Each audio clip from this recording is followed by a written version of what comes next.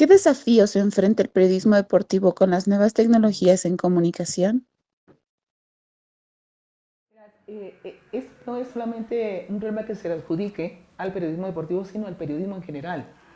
Y es que los actuales periodistas, comunicadores sociales con especialización en periodismo, se basan en lo que dicen las redes sociales y se olvidaron que hay libros, que hay periódicos, que hay medios de comunicación.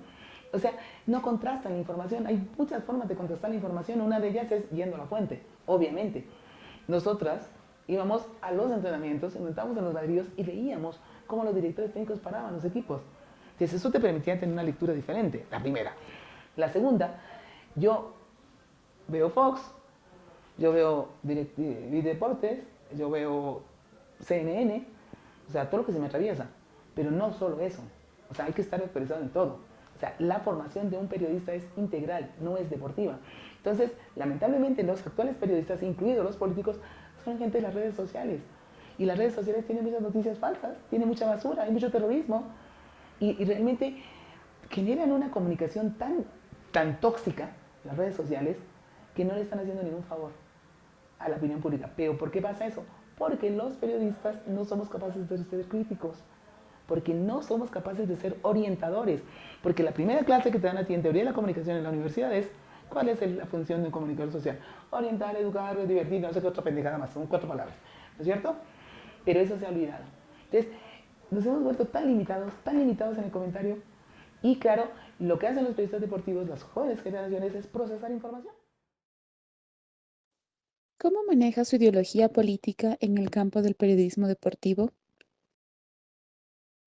Mi posición siempre fue de izquierda y les voy a decir a propósito de este tema, una de las posiciones que yo tuve en el actual paro y que tengo frente a Argentina, frente a Chile, frente a lo que está pasando en Bolivia, es que el tema no es un tema de ideología, es un tema de corrupción, de explotación financiera.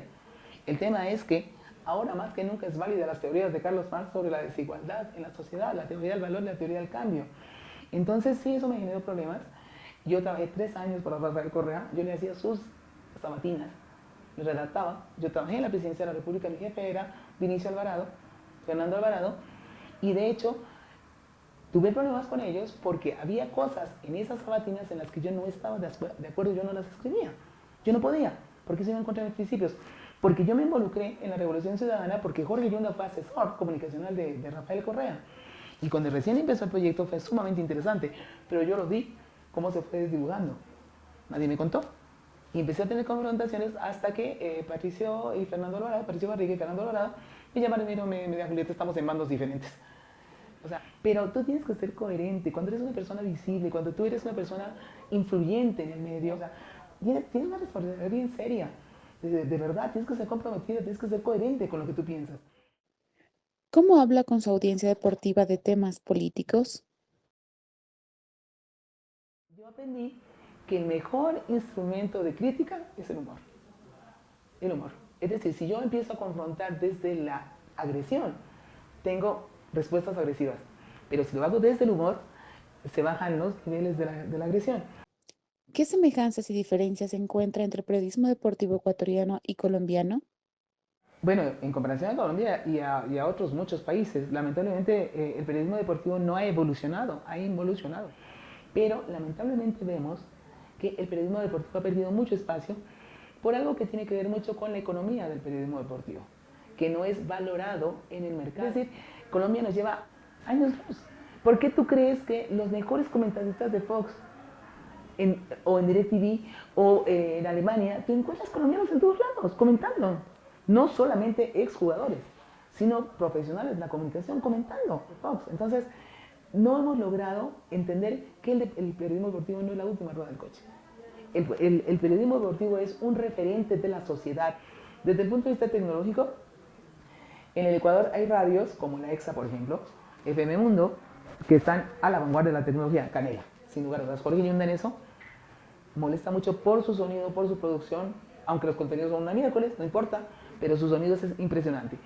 Entonces yo creo que el periodismo deportivo tiene que hacerse una autocrítica sumamente fuerte, o si no va a tender a desaparecer y nosotros vamos a terminar colgados en cadenas internacionales.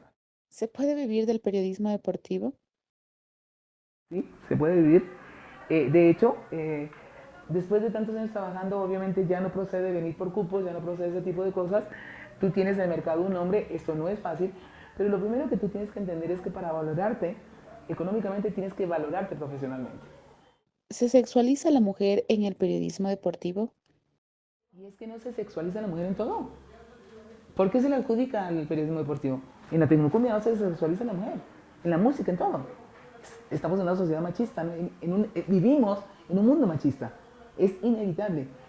Pero yo por eso les digo a ellas, sí, la estética es sumamente importante, pero siempre fortalecida con el tema de contenidos. Es más evidente en televisión. No regulan porque no saben historia. Es la verdad. Porque ahí se vende imagen. En la radio es diferente, lo que vendes es voz. Entonces es súper diferente. ¿Cuál es su opinión ante el regionalismo que vive el fútbol en Ecuador? Bueno, el regionalismo es un mal endémico en toda Latinoamérica.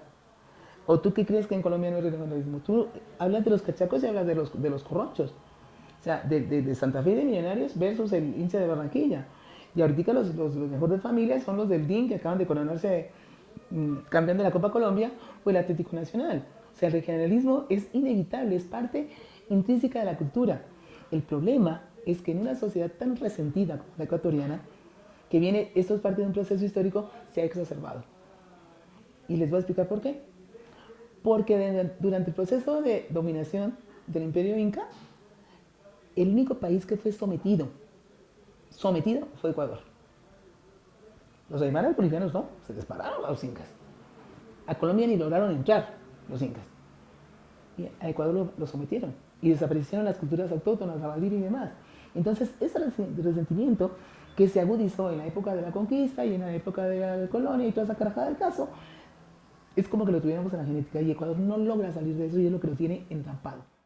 ¿El periodismo deportivo apela a la pluralidad de voces?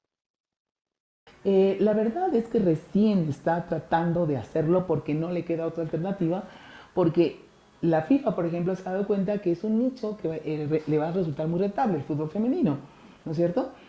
Pero no le queda otra alternativa. O sea, no le queda otra alternativa. ¿Por qué? Porque la mujer se ha querido visibilizar. Entonces, al querer la mujer visibilizar, ¿no es cierto? Dicen una mujer libre, que es una mujer que protesta porque es libre. Entonces, en el momento que la mujer alza la voz, se visibiliza más. Pero también se visibiliza el machismo y por ende, en consecuencia, la violencia doméstica, la agresión, el femicidio, etcétera, etcétera, etcétera. ¿No es cierto? En el periodismo deportivo no se llega a esos extremos. ¿Por qué? Porque la mujer está visibilizada en los medios de comunicación. Entonces no le pasa.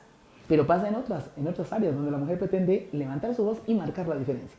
El mercado, el comercio le ha obligado al periodismo deportivo a visibilizar a la mujer. Si el fútbol es el rey de los deportes, ¿qué importancia les da el periodismo deportivo a las diferentes disciplinas?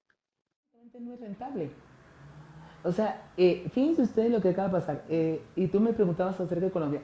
Colombia es un país con un olimpismo del carajo. O sea, realmente tiene un récord impresionante de lo que ha hecho en las Olimpiadas.